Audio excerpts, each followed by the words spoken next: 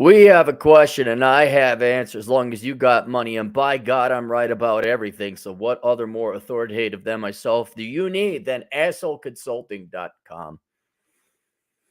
Hi, Aaron. Please do a video. I'm a single man and ex drinker. Quit just over 2 years ago. Congratulations. I'm approaching three. Who lives in Texas. I have done the bar scene and I have done Alcoholics Anonymous. I made an observation that maybe you could explain. I have observed that the best way to meet people centers on either drinking alcohol or actively avoiding drinking, aka AA, Alcoholics Anonymous. Nothing else even comes close to that. You're not wrong, man. You're not wrong. Let me explain. I have tried meetup groups and events centered on things like hobbies and such, and I find that the meetup groups are few and far between. Very few people sign up to attend, and attendance is very low. Meeting up based on common interests is something that doesn't exist much anymore. I have given up on the on the meetup groups. People just don't show up. There was a time, it's over 10 years ago, but there's a great running group in the Twin Cities that I belong to. And you could just see it. You could just see it fall. You could just see, what was it? It was like 4,000 people were members. And of course, yeah, the guy's like, oh, cute girl joined. Yeah, I'm going to sign up. And then, well, I know it's not your request, but I wonder how much of that was fake. Was that a bot? Was like, tee I'm new to the area and I'm cute and I want to, I'm wondering now, looking back at it, because none of those girls ever showed up. By God, was Meetup doing fake female robots to get men to sign up? I wonder if they did. Regardless, males or females, it just tanked and there'd be just this hardcore group left. And it kind of went away. But when I've looked at meetup group, and it's all the same. Singles in their 40s, fabulous females, lesbians drinking. Although I am on record, especially in the Twin Cities, the lesbian meetup groups, they were the ones having the most fun. I am not kidding. I don't know who's in charge of that meetup group, but she's doing a great job. But they were like going roller skating and bowling, and then they're going to go shoot elk or so. They just were, I'm like, oh, I'm not a lesbian. Oh, dang. But they were having a good time. You learn how to cook and all the other kind of lame ass meetup groups. And then when you go, it's not worth it. It just isn't worth it. It's nothing fun.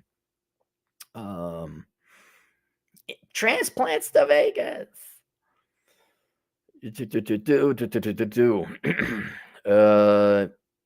Meeting up based on common interests is something that doesn't exist much anymore. Contrast that with the bar scene. Tons of people show up and they show up often. Or AA. AA alone has several meetings every single day, morning, noon, and night. And lots of people actually show up and people actually talk to one another. Yeah, it's because they're facing death more or less, or they're court ordered, or both, I guess technically. And I agree with you.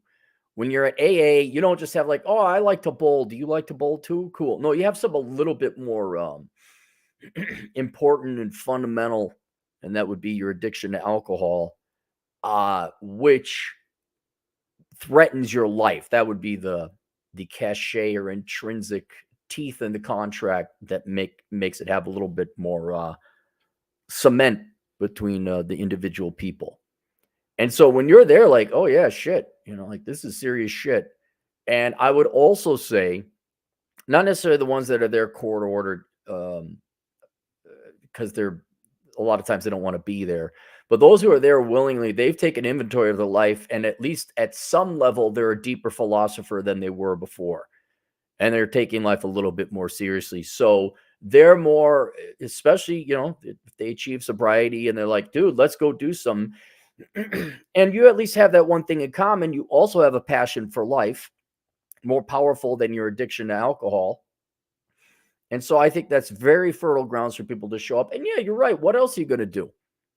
So, and we'll get to the bar and all that later. But your average American who's not an alcoholic, without the aid of alcohol, frankly, is a pretty boring person. This is where I've had people like, oh, you should look at fraternal orders, something that would give you a point and purpose, or at least a club or a group to belong to. And even then you go to those things and all they are is drinking clubs. There's alcohol as well. But to find people that actually are interesting and have something beyond like, oh, I like to eat cheese. You like to eat cheese. Let's eat some cheese. Oh my gosh, it tastes buttery scotch. You need something a little bit more deep and philosophical. I would say you probably more likely to find serious religious people. You find some kind of kindred spirits that you could get along more philosophically and intelligently with. Um, I think veterans groups, like where you went to war with these guys, I think there's some camaraderie there. And it's sad. Sometimes it takes trauma, whether it's a divorce group, alcohol, drug addiction, war, genuine PTSD. Not mom and dad didn't you buy you the new car and your privileged little girl in the suburbs. Like not, I'm talking like real PTSD. Those people damaged or harmed or people who have suffered make for more interesting people and character. And so there's nothing wrong with playing pickleball or bowling or whatever games are out there, but you're really not going to have that connection right off the bat. It would take. Well, I did make friends with the running group, but it took a year to just regularly going. Same thing with my poker group. It took. You don't know these people. It takes a while. But then if it isn't in your particular case AA or what I would expand to people who have gone through a challenge in life, or they're purposely seeking something a little more deep and philosophical, like religion, and they're taking it seriously. Outside of that, yeah, AA's the it's AA, and then there's you go to the bar and socialize. Why? Because most people can't be social. Most people aren't interesting without booze. And I don't mean in their system, I mean in your system. You have no doubt, if you've been sober for 2 years, you go out to the bars sober. And at first, it's kind of a painful experience. I don't go to the bars by myself because why would I? There's nothing there. But when I go with other people, like they can enjoy a drink, right? You know that you're an alcoholic. You can't. You can enjoy a drink. You enjoy the drink too much.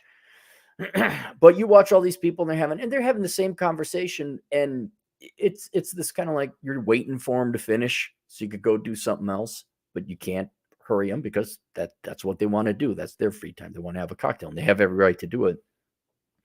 But yeah, if you look, aside from the individual instances where you go to a bar with someone, a friend or whatever like that, if you look at society as a whole, American society, and you go with that person, and you just look around at the bar and you look at any kind of where we could have another dichotomy. You're at work or you're not at work. And there's only a handful of places you could be not at work: sleeping or drinking. That's usually what people do. The observation I had about American society, and I'm sure there's other societies as well like this, obviously the Irish, drinking is the socializing. That is the pastime. And not only is it culturally ingrained, it's been so long, I would say it's genetically ingrained to a certain part too, where, yeah, you just go to the bar and you go get a cocktail. That's been a pastime for as long as I can remember. And so it's almost a structural thing. Not that you would have like, oh, I got a problem with the structural social structure of society. No, it is what it is. We drive on the right side of the road. The British drive on the left side of the road, and people drink for socializing, at least in most of Western civilization and some other civilizations. So I would, but yeah, you're right. I would say more modernly, Americans need booze because they're such uninteresting people in general. No one is really all that deep and philosophical. No one is all that interesting or entertaining. And I'll admit that I use booze to make me less angry and to calm me down.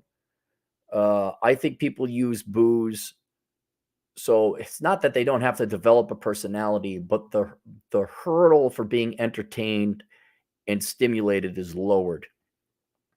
Where you go out and like some people, they'll be having a great old time getting drunk, whatever, playing pool at the bar, and they're having a grand old time. And then you wake up the next morning and they don't even have to have a hangover. Like, man, that was a good old time, but you were there sober. Like, no, it actually wasn't.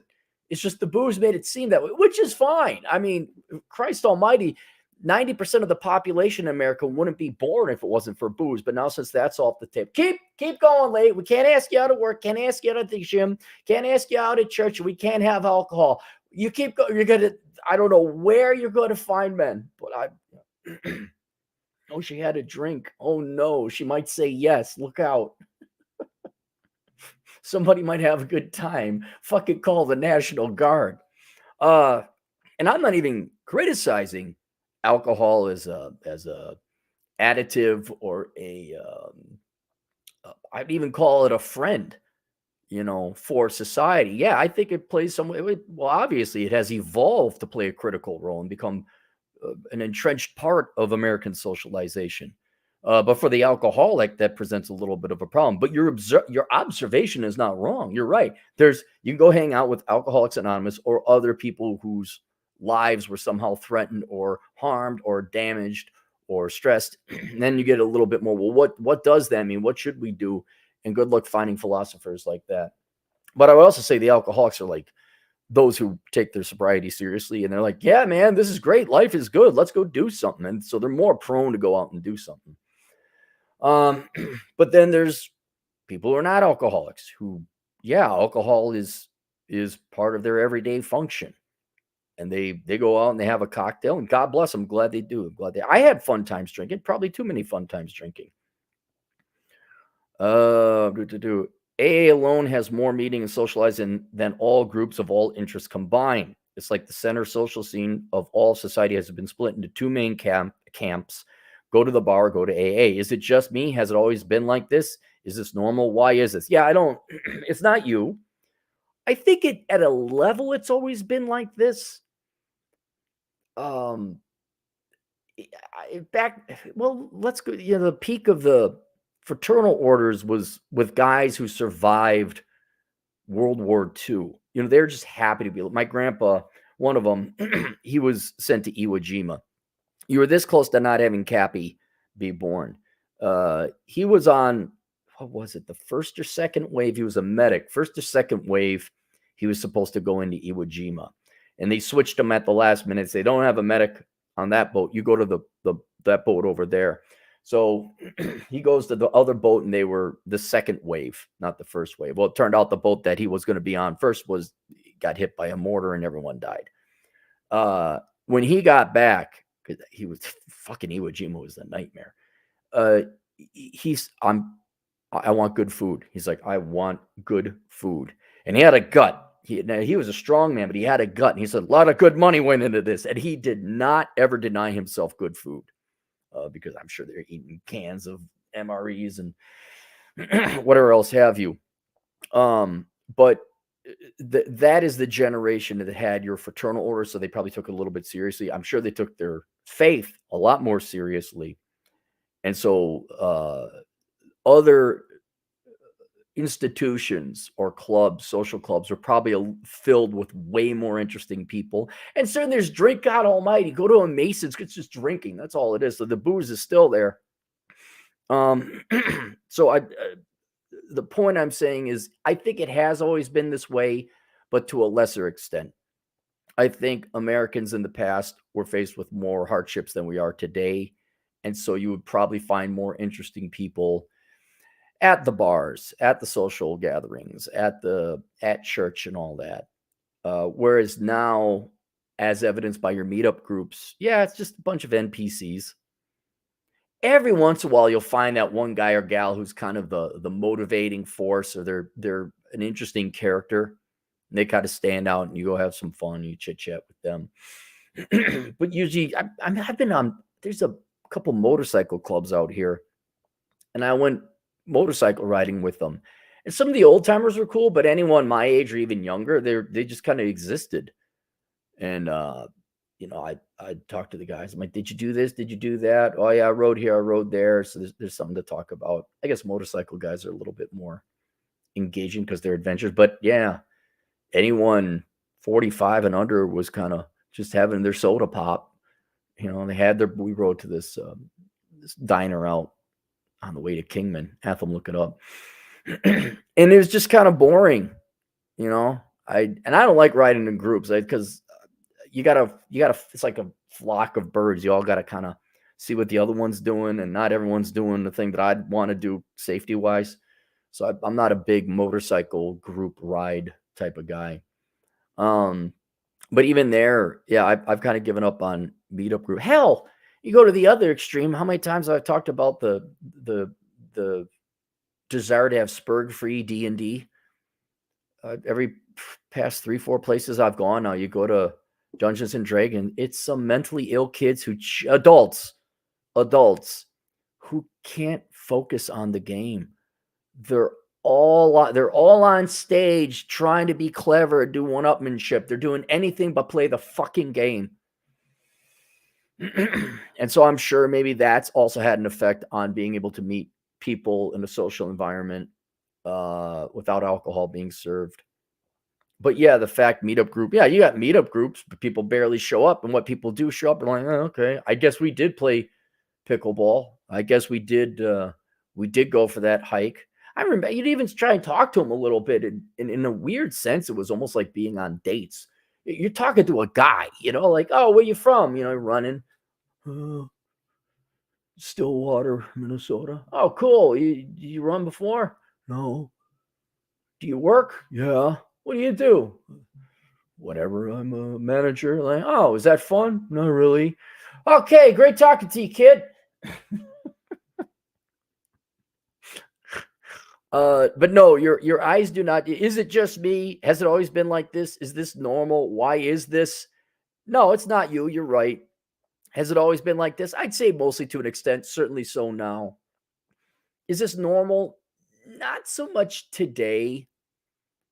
The lack, see, you can't have booze, so you'd like to have some connection. And AA is a perfect look. You got to get connection where you can find it, whether it's church, AA meeting, whatever, go. That's fine. Is it normal? No, I don't think so. I think Americans, Westerners, and the world's coming with us as more and more go on social media. People are just not that interesting. They're just not. They've not gone through hardship. They've not been galvanized. They're just unrefined raw material that's not been forged to anything unique or interesting or quixotic, if that's the word I'm looking for. And yeah, it sucks, man. It really does. Because I would love to go play Dungeons and Dragons. I am so eternally grateful for my poker group. So eternally grateful. And I gotta go make some forays out here in Vegas to find another social group. It's hard. Everyone's transient in Vegas. They're here for like 2 to 3 years and then they leave. And then I guess I could better go find some more. But it's tiring. You know how it is. You go to meetup groups, like, well, that was a waste of 3 hours. You got to find it. Then you got to go there. First, you got to be motivated. You go look on the meetup groups. It's like, drinking singles. Hey, we're going to meet up at the happy hour happies. We're going to the happy hour like fucking people did anyway. Would you need a meetup group for this? Single moms of the East Side unite. Oh, fuck. Yeah, it's what do I gotta say, man? People are boring. They suck. Today they suck, and it's not normal. Why is this? Everyone's had life on easy mode. There's nothing. There's no interesting people out there. There you go. I hope that answered your question. Let's go to the super chats. Link below is what the hell do I have linked below? I linked something below. Oh, the menu, life without the opposite sex. This has nothing to do with whether or not there's the opposite sex in your life. But if you're looking for something to do, go get the menu. I had to even come up with like, okay, what is there in life outside of the opposite sex so that you can go and pursue these things without the commitment of another? Because that's what a relationship is. You need the other person willingly hanging out with you. So I said, well, okay, what can you do on your own? I'll tell you this, man. Travel is about the only, and I don't mean to sound like her. I like to travel. I don't mean like travel as Becky from Winnetka, where like, teehee, I'm going to Paris, where they start to pronounce the words in the foreign language tone, accent, not the American. You mean Paris? No, Paris. Shut the fuck up with your Paris. I went to the Eiffel Tower and I had biscuits and I did everything every other tourist ever did. Whereas men traveling, it's more like Joker. You get your backpack and you walk. Nonstop Dre. Vincent said Cappy loves being with groups of men. There we go. Nonstop Dre, $2. Cappy's meetup group is called Manlet Meetdown. Correct. Dr. Paradox, $2. 100 if you can drink with Tsingtao Light. What is it? Isn't that an Asian beer? My great uncle drank that all the time. You mean get drunk with Sing Tao Light? Okay. Nonstop Drake, $2. Vincent said Cappy loves me. Oh, I already did that one. Dr. Paradox, $2. Throws bail ball to Dre over Cappy's head. All right, more on the way before I gotta go do more errands. We'll see you guys later. Toodles.